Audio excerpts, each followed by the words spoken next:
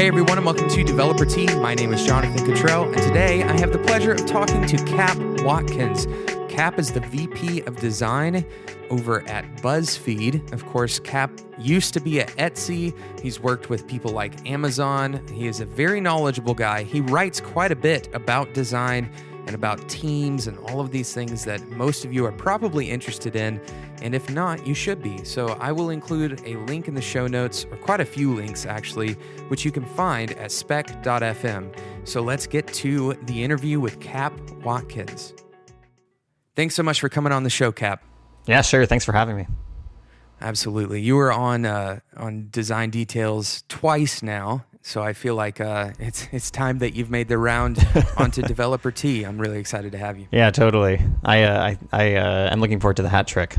So you tweeted that you would have hopefully some software development jokes up your sleeve. Oh, I forgot to look those up. That's really upsetting. I can tell you the joke I always use I used it at Etsy and at BuzzFeed a few times now. Whenever there's like an argument going on about database stuff, and I hear you hear like developers talking about this stuff that I don't totally understand.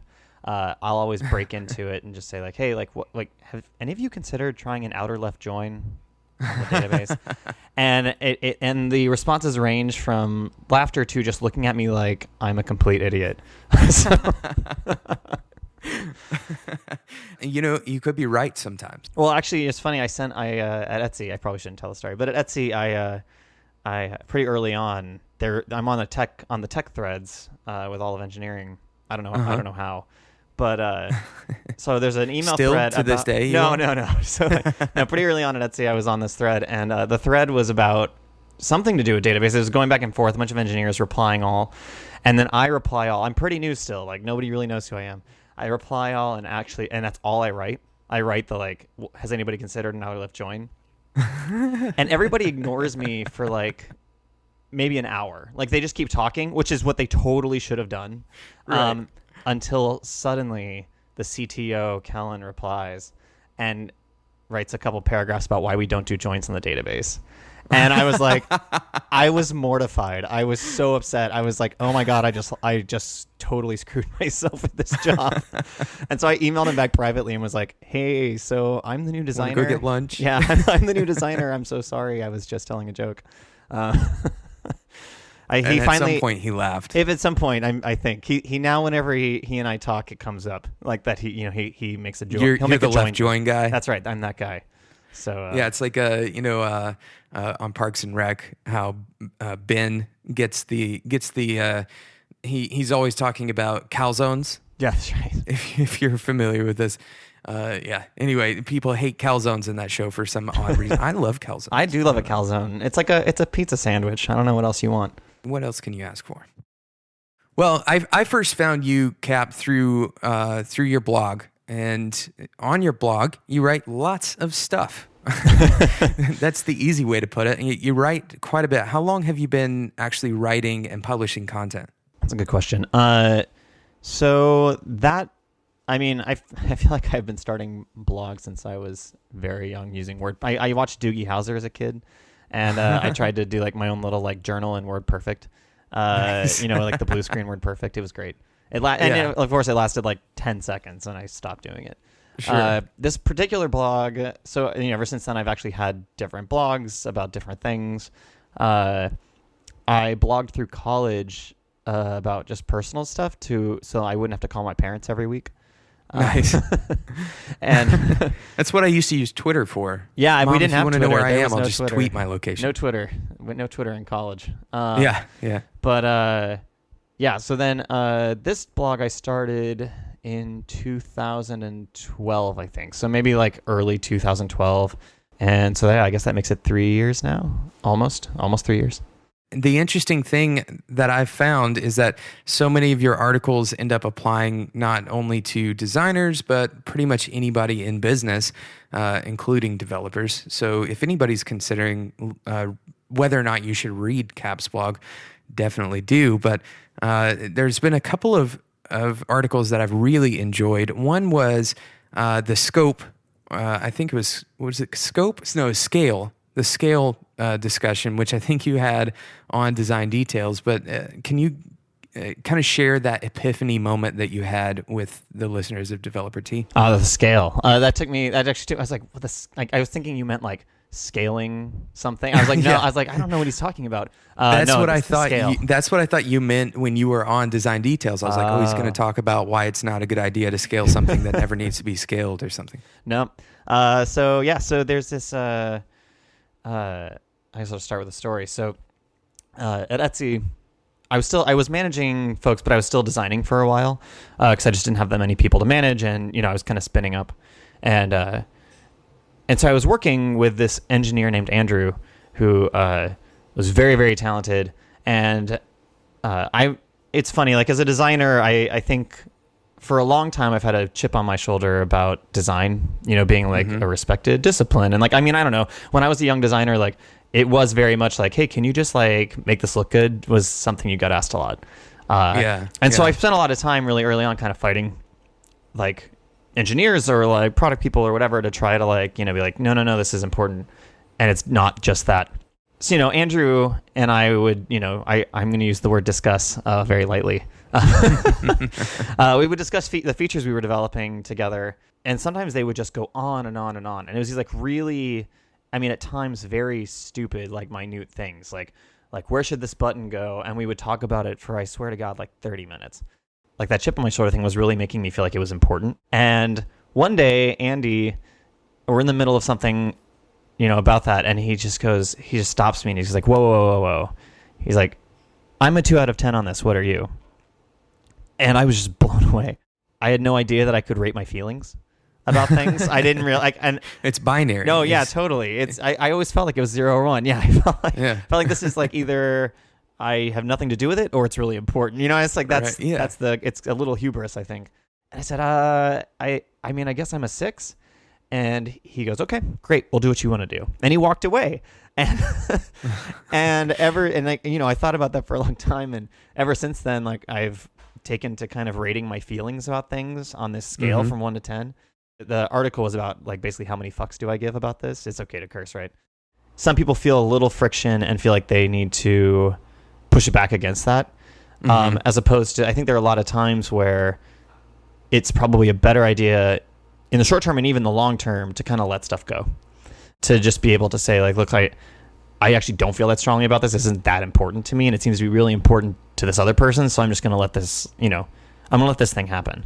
And I think people get really nervous about that idea, like when I talk about it, because they think, oh, well, if I give a little bit here and a little bit there and a little bit over there, like, all of a sudden that adds up to this huge, terrible thing, right? But it's just, in practice, it never happens that way.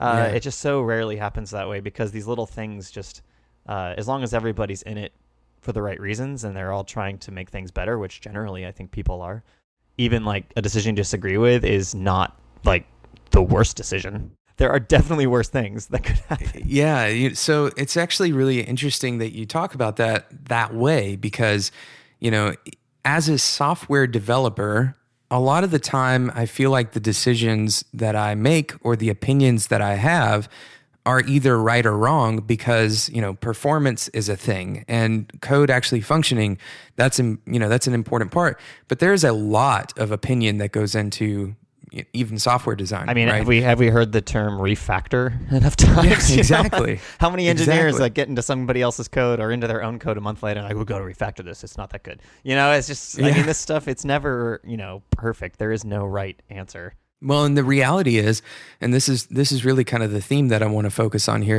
in the first part of the show.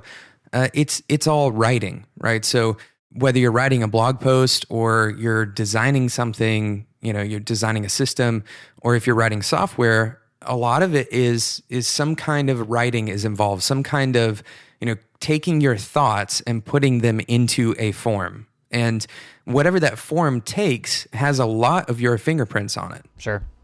So if you're, it could even be as simple as, how you name your variables. And quite honestly, that is most of what CSS ends up being, right? It's the naming structure of your classes. It's not, is it going to function or not? If your CSS doesn't function well, it just literally won't work. right? So we all write good CSS in terms of functionality. It will work. Sure. But then, sometimes it's, 2 megabytes or something. Yeah, it could be huge. But even if it was small and you wrote a bunch of, gibberish, then that's not really, quote unquote, good CSS anymore, even if it has the same functional effect. Yeah, totally. I mean, it's all degrees, right? Someone told me once what ships wins. And I think that's pretty interesting. I think, it's better to ship gibberish. It's not, if it's functionally correct, like if it works, it's better to ship that than maybe to spend a lot more time shipping not gibberish, and to unpack that over time. That's I think people think about this stuff in terms of we'll never touch this again. Oh yeah. I mean, I know designers feel that way a lot of the time, and sometimes, so it never is a long time. That's that's a very long time. And I mean, a year is a long time. A year's a long time. And I think that's sometimes true. About, we're going to ship this and, do a couple iterations, then we're out. And so people feel a lot of pressure to make it the best thing it possibly can be. And I think that's where a lot of the tension comes in, as opposed to what is the best version of this in the time that we can allot to it. You know what I mean? And then also saying again, as long as it's working, do we really need, how much do we really need to squeak out of this or eke out of this thing? So I think, again, it's just all degrees, right? There's a difference between this is so terrible and it doesn't work at all, or this is so terrible and the page load just doubled, versus it's terrible and I would write this a little bit differently, but there's really no gain, to doing right. so. Yeah. And it's there's a little bit of pride involved with it too, right? So especially in that very beginning, if you actually are not going to be shipping this thing, if this isn't the only time that you're going to ship, right? If it is indeed, like most web projects are, iterative, just naturally you're going to change this thing next week or next month or even next year. Well, getting it right the first time is a product of a couple of different things. I think one of those is certainly, craftsmanship, pride. I don't want to write code that's bad. And so if I ever let code out into the wild that has an inline style and somebody sees it, surely I'm going to lose my job and be crucified. I can't do that, right? We've heard of React, right? We're all working with React. Oh, that's not fair, though. I actually ran into a really interesting problem the other day. We were talking about that, about having React and doing inline styles. I said, well, how do you do hover effects? And it was like a moment of, wait a second, that's where this thing kind of breaks away from our traditional thinking of CSS. Interesting. Is, now you have to write a function for responding to hover rather than just a rule. Huh. Yeah, I haven't played with it that much. That actually makes a lot of sense, though. Yeah, because basically what it does, for those of you who are interested in this, I recommend going and watching the talk about it. That kind of justifies the reason why I loved the talk is because he talks about questioning your assumptions and questioning best practices that you accept just because they're there, right? And because a lot of people have said they're best practices. And so he looks for ways of applying styles in realistic and, acceptable ways that kind of go with the methodology or philosophy of React, which is, everything has a state and we're bundling it all together. There's a lot of view stuff that goes along with state. So why not go ahead and throw the styles in at the same time? It's basically the same thing as writing CSS. And that's true up to a certain point, right? And hover is one of those points. That's curious. Yeah. Overall, I think that is a really interesting direction. I would love to see how that particular problem gets solved, if it gets solved at all. Now, I know that a lot of the intention behind pretty much any web framework now is to focus on mobile, and hovering isn't as much of a thing on mobile. Although I'd be interested to know what you think about this, about 3D Touch enabling some kind of mobile hover state. Oh boy. I feel like that's probably, we've just invented double click for our phones, which doesn't, right click for our phones, which doesn't feel, I feel bad knocking it without using it. I feel like that's something I shouldn't do, but even it's watching we do, right? Well, yeah, but even watching the demo where it's you press on this icon and you get a flyout menu. It is right click, which means that most people won't discover it, or if they do, it's an accident. They will be trying to do something else. And then they'll be like, what is going on? Like, what is this thing that I just did? Again, like without feeling it, it's hard to know, but it feels like a little bit of mystery meat to me. Like, how many things am I going to press on to just see? You know, I mean, like, does this have a thing? Like, how would it invite me to do that? Well, and how frustrating it will be when you see a UI that you think should do it and you try it and nothing happens. Right. Or it does like a soft touch action. Right, or something. exactly. Or like it does something unexpected something that is not what you needed, right? There's just a lot there where like I feel like Phone UI, what made it so great so far is that it's like, it has made it so important to be so incredibly articulate in your design, right? Your design has to be so clear and like concise about what's happening. And this is just one of those things where like, oh, we're going to add this extra layer on top of it. I mean, I guess for power users, but I don't know.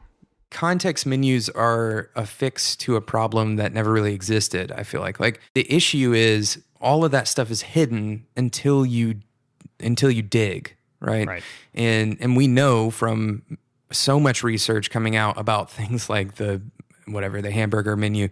You even said, on the discussion on design details about the cogwheel, it being a flower because people didn't know what it was, Obvious design very often wins over, whatever you want to call it, non-obvious or hidden or obscured design.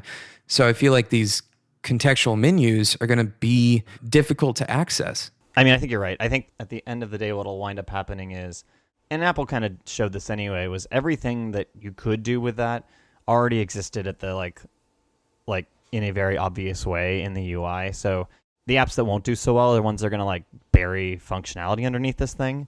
And the ones that do well are going to be like, oh, well, this is like an extra way or like a shortcut to get to where you want to go. And that's all we're going to do. And I think that'll be fine. It's fine. You know what I mean? Like, I actually hope it's super useful and helps me use my phone faster, but I don't know. We'll see. And it could be even that it's really useful for some people and they may not even be the power users. Yeah, sure. I saw a tweet the other day. Somebody has an Apple Watch. I can't remember who it was, but they said even to this day, they've had it basically since it launched or whatever. And to this day, they haven't used the crown at all for scrolling. That's so interesting. Yeah. And I thought that was so enlightening because, now here you have this device that's already pretty limited, right? And you would think that you would have to use everything on it for it to be useful, but that's not true. That is interesting. Yeah, I haven't tried the Apple Watch yet. My wife has, and she wore it for a few weeks, and then I think she spent a weekend without it and never went back. And my personal feeling about it is just like, the reason I don't want it is, and I know you can control this, but it kind of, I feel like, loses its function if I do this, is, I leave my phone on Do Not Disturb all day. Like, it's a 24-hour thing. So my phone doesn't buzz ever because I don't want it to. I don't want anything vying for my attention. I think like for a long time it was in my pocket and buzzing and that was nice, but I'm at a point now where I'm kind of like, I want to check this when I want to check it and not check it because it's buzzing at me. And I feel like that's the thing that the watch does is like, it says, okay, well, you can check it without taking it out of your pocket, but I don't want to check it. You know what I mean? Yeah. Like I don't want to get, I do not want to get alerted. I don't want to know. I'm the same way. I literally right now I have my phone on Do Not Disturb. It's really magical. It's life-changing. If anybody out there has not done this, I guarantee you, like, go for like 2 weeks. Just like put it on Do Not Disturb. You can set it up in settings, 24 hours. Just set it up for 24 hours for like 2 weeks. And it is just like, it's magical. It's so freeing. And you realize all of a sudden that like nothing really matters that quickly. Because like if someone's in your VIP and they call you twice, you get the call, and if it's super important, right? And if someone texts you, it's it's on your VIP list, it still comes through, and like everything else just kind of is there for when you're ready, not for when they are ready. Do you know what I mean? Yeah. I've talked about this quite a bit actually on the show, the concept of focus, which you actually talked about turning your phone on Do Not Disturb in your post about focus. So I thought that was an interesting overlap, but I basically, everything that can push to me, I turn it off. And instead I have this concept of pulling rather than pushing. So going and getting my email, going and getting my text messages, listening to voicemails rather than answering unknown numbers. Like I'd much rather, if you really need to get a hold of me, leave me a voicemail. you know? Yeah, I don't know. I actually like the notifications on the lock screen, so I don't have to open my, like, it's one of those things where I can look at my phone when I'm ready. I can look at it and then make a decision. Yeah. I think that's kind of conceptually the same thing though, right? Of like limiting the incoming noise. Yeah, no, totally. I just think there's like, like logistically, like if you don't get notifications and you open your phone, you have to start pulling for all that stuff to figure out which apps have stuff in them. You know what I mean? And like, I think like what I like about the lock screen, and what I don't like is the buzzing. What I do like about it is like I can quickly like scan it and be like, no, I don't care. It makes it really easy for me to say, I don't care about this, and like and put it back. Well, and the only one that I really leave on is text messages, and then I think I accidentally recently turned on Twitter again, which a blessing and happens, a curse. A blessing and a curse. Yeah. Well, you just press OK to so many things that pop up. By the way, be aware of those things. They mean something, Right. When you give something access to stuff, it has access to stuff now. I have text on my home screen. You said something very salient. I think you open the lock screen and you say, oh, I don't care about that. I found myself saying that constantly. And I still do this with my email inbox. I just check all unread and mark as read. Yeah. Like, constantly. Yeah. Well, why am I even getting these emails? I feel like I get a little adrenaline rush by saying I don't care about this and putting it away. It's like one of those like endorphin hits, right? It's like I pull out to look at it and be like, I don't care, and then I feel good. It's like you can say no to something and that makes you feel like you said no to something I'm today. I'm in control of my life. I turned off my phone. It's like how sad is that? It's pretty sad. It's stealing your life away, Cap. I'm okay with that. I've come to terms. So the idea of everything being writing, now that we're back after that diversion there, you write a lot of blog posts, but you also internally, listening to the design details post, you talked about how you write justifications for your designs. And this kind of works as documentation of the work you're doing. And I'd love to explore this idea a little bit with you and ask you, why do you write justification for designs, number one? And number two, what does that look like? Is it like a quick note after you work, or is it, something more in depth? Yeah, so I think there's a couple reasons to do it. I think the biggest reason that we do that stuff at Buzzfeed and we did that at Etsy as well is like, and actually I did that at Amazon too, I guess. But a lot of it at Etsy and Buzzfeed was a lot about transparency. We're working on teams, and in a lot of cases, like working with across teams, or working on things that touch other people's stuff, or working, in an environment where someone may not know why you're making the decisions you're making. And so I think like one of the biggest things about documenting, not just writing down like justification for the design or even the product that you're working on, it's important for you, but it's also really important for other people to see.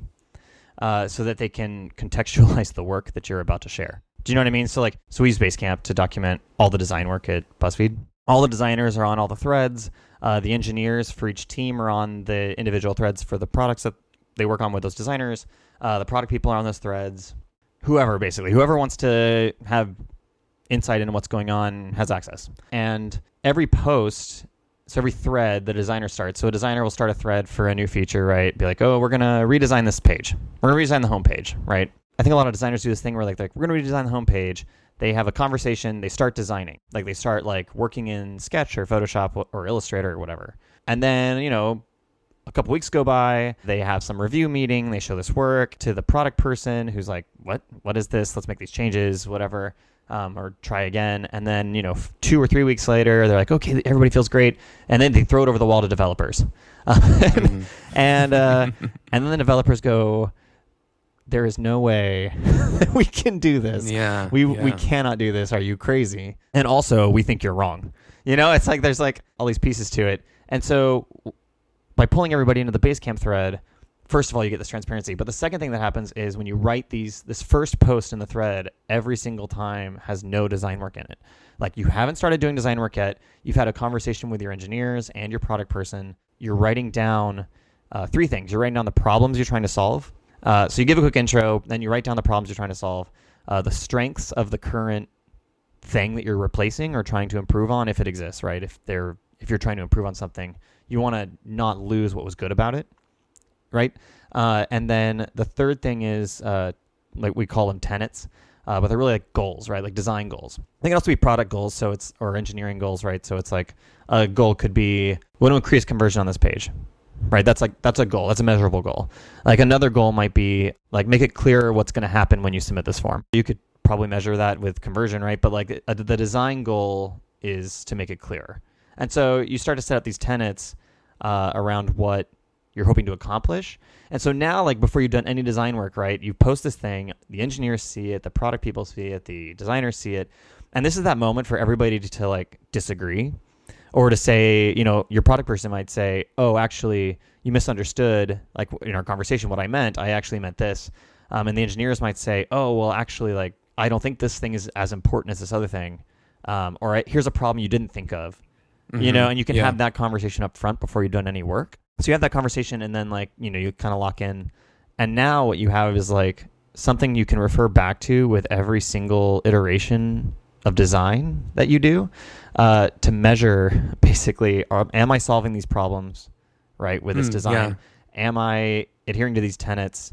And if not, why not, right? And there's been so many times when I've done that as a designer that like you wind up changing those things as you go, because you start to, you're uncovering things. It's like discovery and exploration, and you start to understand more about what's happening. And so you change or add or delete from those lists as you go based on what you're finding, right? Or what an iteration would tell you. It's a really nice way of including people and articulating and also documenting for transparency, like the design process. For junior designers particularly, I think it's a really good way to force yourself to think. I think Daniel Burka posted this the other day that he found something where it was like the difference between a junior designer and a senior designer.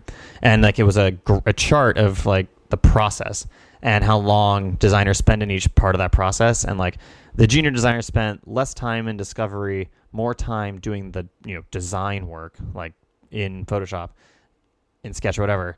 And then, you know, the last bit kind of like, you know, iterating or whatever. And then like the senior designer, the like time spent thinking was like exponentially longer. Right? And then the time actually executing was shorter. And then, you know, iterating also was like there.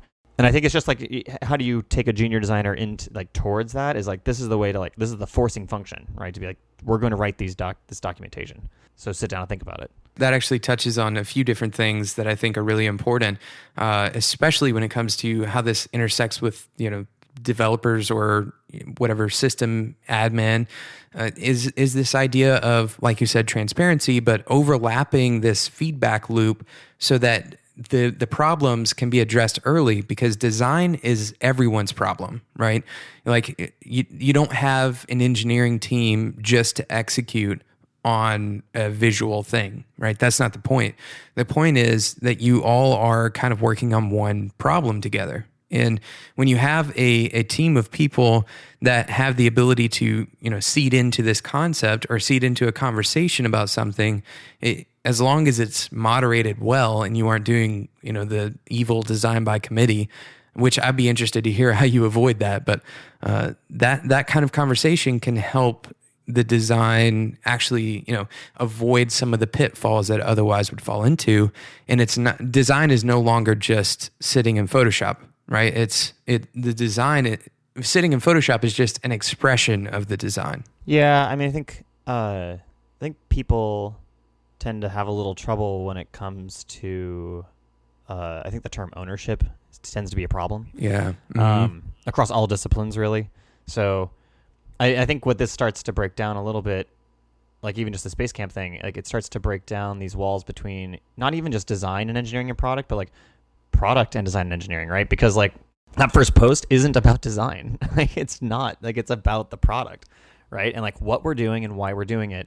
And, you know, this is this is like an opportunity for, first of all, the designer wrote the post. So like they are clearly trying to articulate the product vision, right? Mm-hmm. And then the engineers now, if they didn't before, also have an opportunity to respond to that, and to engage in a product discussion and not an engineering discussion and not a design discussion.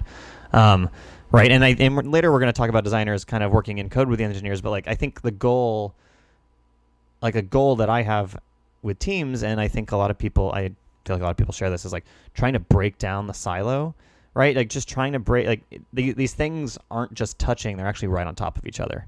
It's like every decision an engineer makes has impact on the user experience, right? And the product and the future of that product and how easy it is to iterate or how fast it is or if it works in a certain way or how it throws errors or whatever.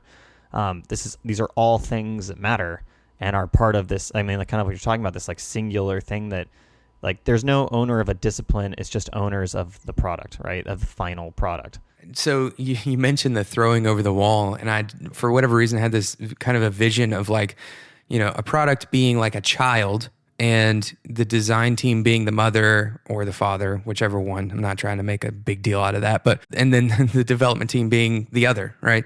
And you can't parent, one versus the other or one completely separated from the other without actually communicating. Like you can't look at things as completely separate as much as we want to componentize everything because it makes for whatever better efficiency or, we have plug and play conceptually we can work on our own silos and then, interface them together.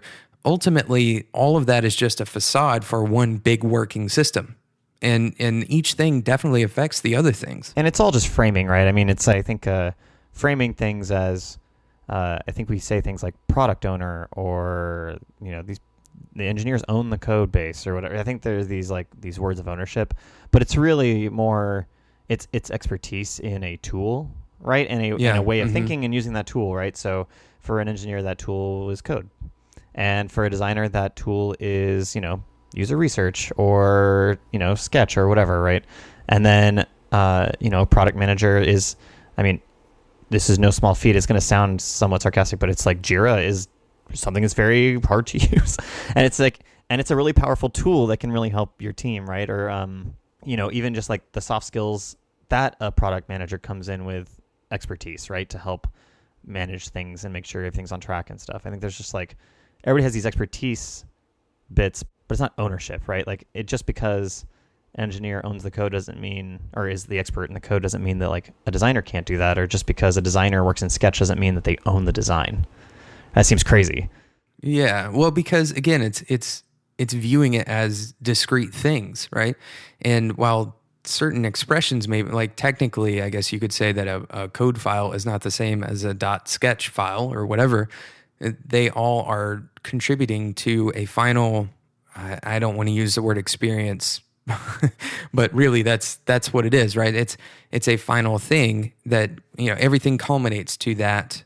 When the user interacts with this thing, what happens? Yeah, sure. Okay. How often are you actually designing? Because I know as VP, which you mentioned, there's not a P of design, but as VP of design, a lot of your job is hiring, right? I mean, it's hiring and management and strategic thinking for the team and the organization. I've been doing a lot more work on developing like our professional development stuff for the tech team generally. Just kind of like how do we support people as they grow and what kind of stuff can we put in place for people to do, to feel like, they're progressing in their job and career at Buzzfeed. And like, so my job is actually, I don't do very much design work anymore at all. I'm still working pretty closely with the designers on the CSS framework and style guide that we've been working on. But other than that, I'm not really opening Sketch anymore or doing any. I mean, also like I was doing some branding work, but I just finally hired someone who's much more talented at that than I am. And so it's a good thing to be able to say, isn't it? Oh God, I feel so good. I that thing where you're doing something and the entire time you're going like, I shouldn't be doing this. I shouldn't be doing this. Yes. You just know It's not going to be good.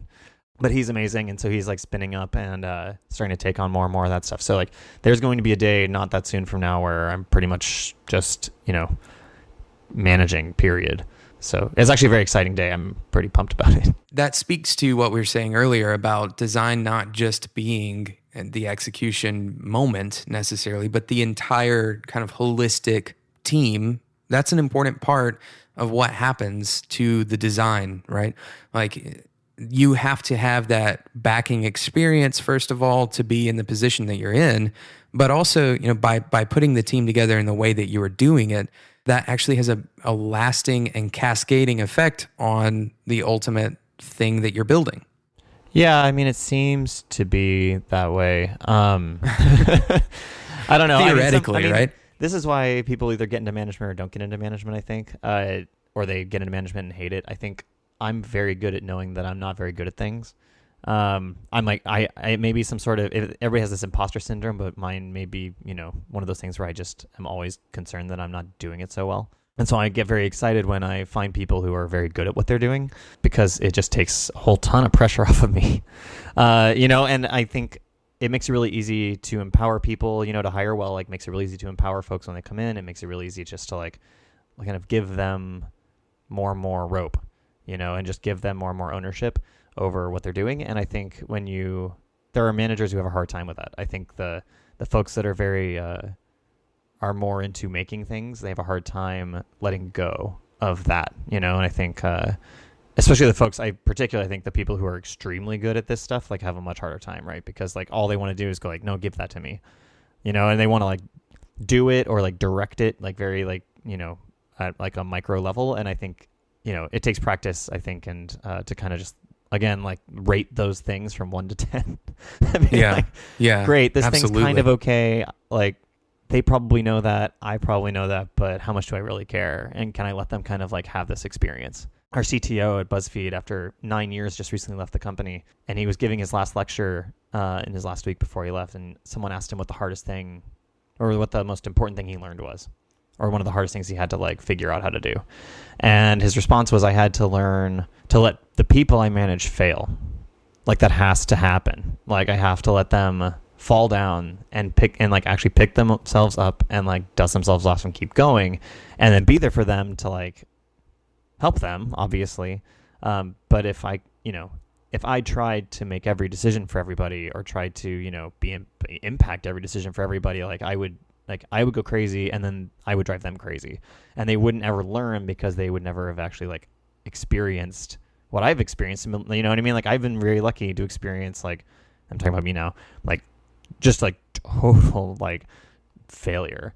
Yeah, I was actually going to ask you a question about that, but go ahead and finish, and then I'll ask the question afterwards. No, I mean, that's kind of it. I mean, I think, I just think being able to hire people, I think like it just like that makes me really excited, because I like to hire people who are resilient and who can fall down and just keep going. Like they just won't. They have too much momentum and energy to just lay there, and like. Right. I think it's really important. When I hire on my end, I've experienced people who are too afraid to do anything for fear of early failure. Right. So like, and that often is debilitating. And so, and part of that is creating a culture, I guess, but making people feel safe in their failures. Oh, right? Yeah. The goal should be to fall down as fast as possible. Right. Yeah. The sooner that happens, the better, right? With the understanding that your goal isn't to fall down, right? But that it will probably happen. Yeah, totally. I think Etsy did a very good job of that.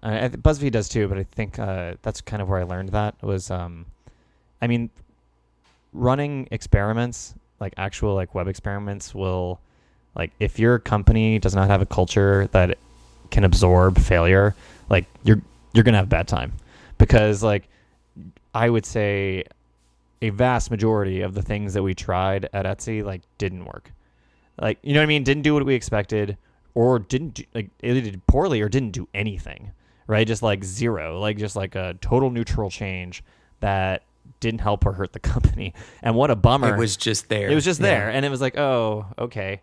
But because like Etsy didn't just like say that was okay, but encouraged that sort of thing, people like sped up to fail, right? Like, in fact, like we started trying to break down problems to find out like what's the smallest thing we could do to be wrong the fastest. Like what's the fastest way we can learn how wrong we are. And I think if it's baked into the culture like that, even down to like the product level, where that is how you do product planning, even like that's where it starts to become like, it's not failure anymore, right? It's learning, because the goal in the distance is success. right? And if you're looking at these microcosm, like these micro failures as like the end, then yeah, you're screwed. But if these little micro failures are actually like because you are working your way towards this much bigger up this bigger hill, like then it all is worthwhile.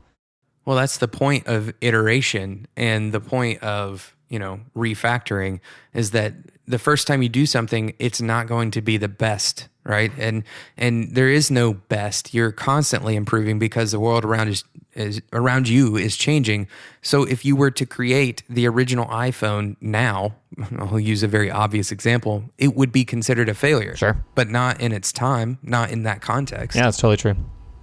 So I think failing is just an inherent part of progress, but failure in and of itself, like you're saying, it's not the end, right? Like if you stop at failure, then you failed. But if you use failure, then it's not really failure as much as it is, like you're saying, learning. It really did.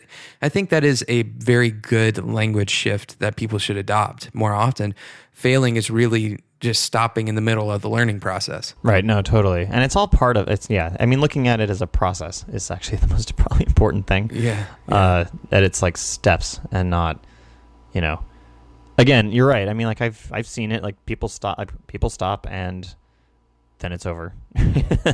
Right. And it's actually sometimes that's the right thing to do. Right. Like sometimes like we took a bunch of steps. I mean, this happened at Etsy too. You take a bunch of steps, you wouldn't get where you wanted to go and you would stop. And you would be like, okay, we got to step away from this. Like this path actually is not producing dividends. It's not worth investing. Yeah, we're not finding any purchase here. So like finding another path, or even coming back to that some other time when maybe we're fresher and we're thinking differently. That's probably the textbook definition of actually failing. Is like, oh yeah, we tried all this stuff, nothing worked, so we stopped. But at least we knew enough to stop, I guess. Yeah. No, I think the idea here is that like you aren't typically, unless you are, I don't know, working on your life's thesis or something. I don't think that you're working on one thing necessarily, because a lot of the time, you're balancing 5 initiatives, and if one isn't working, then cutting that one gives you more resources to put into the other ones usually, right? Like it's about knowing your portfolio, I guess, of efforts. Yeah, totally.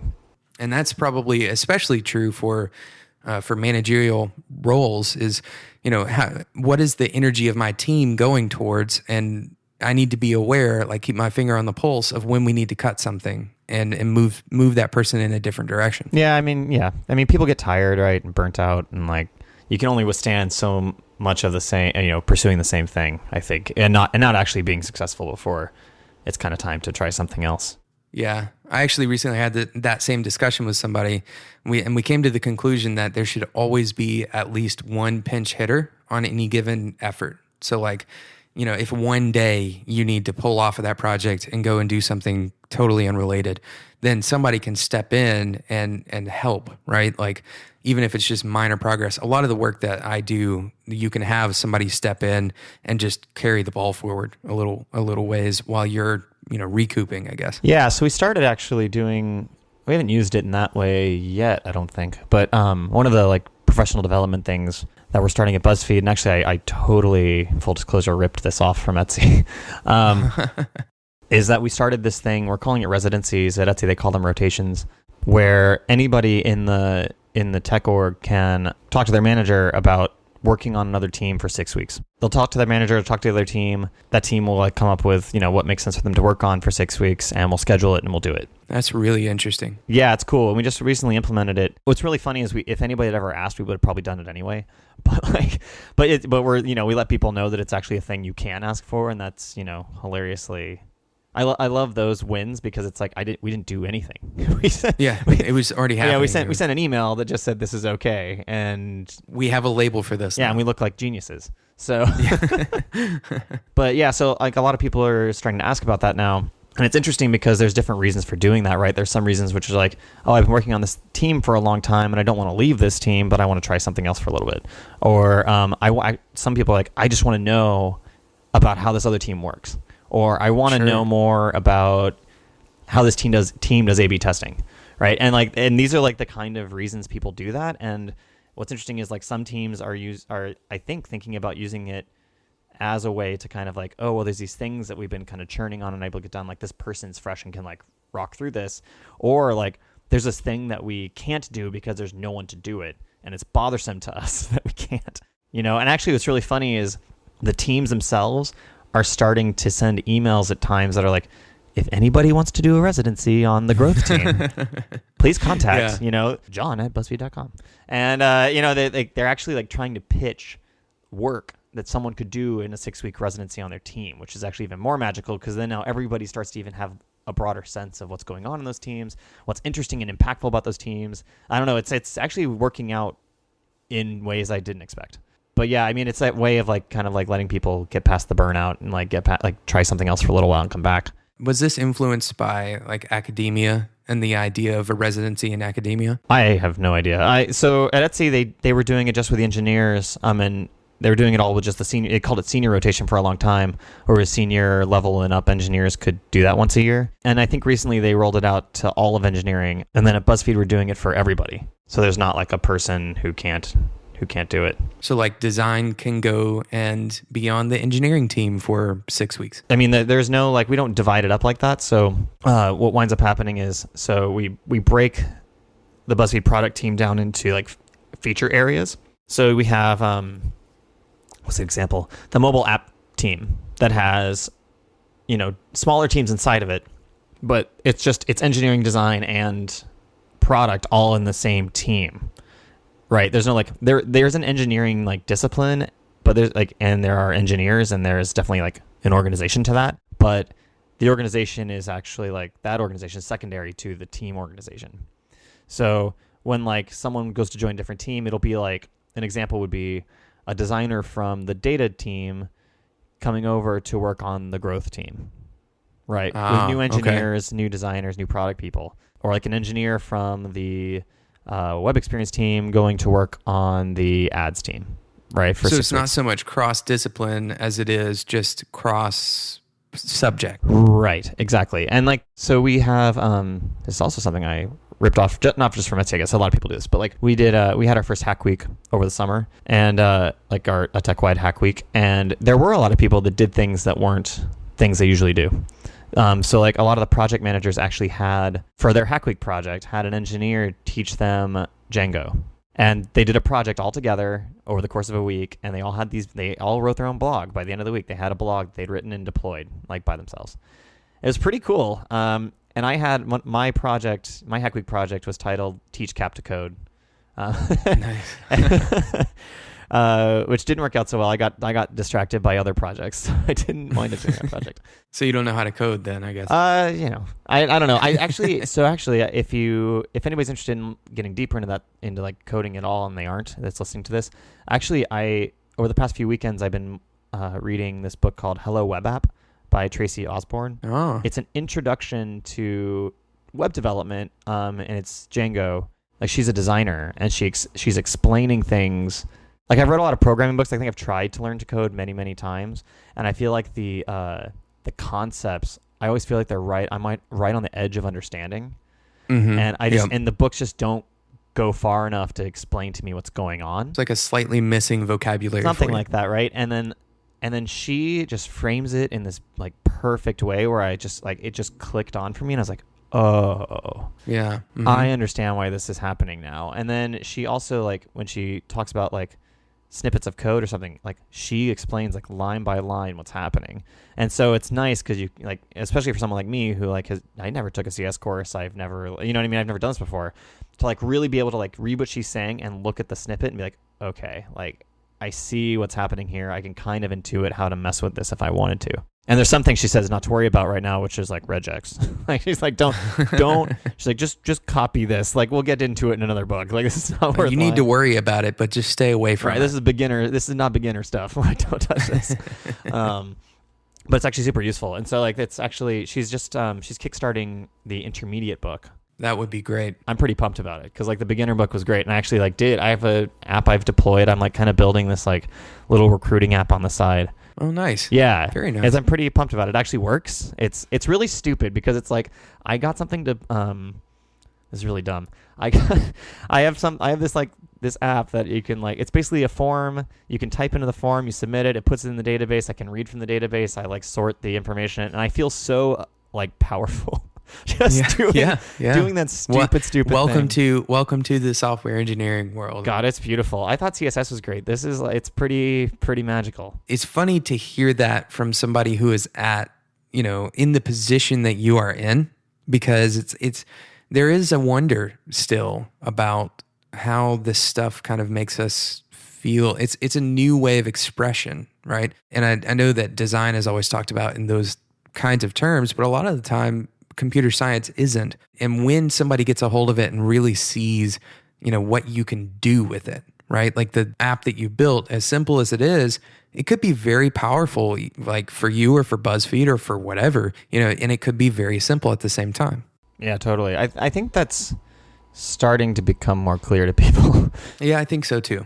I think it's becoming more clear because, code is continuously more and more in the spotlight, right?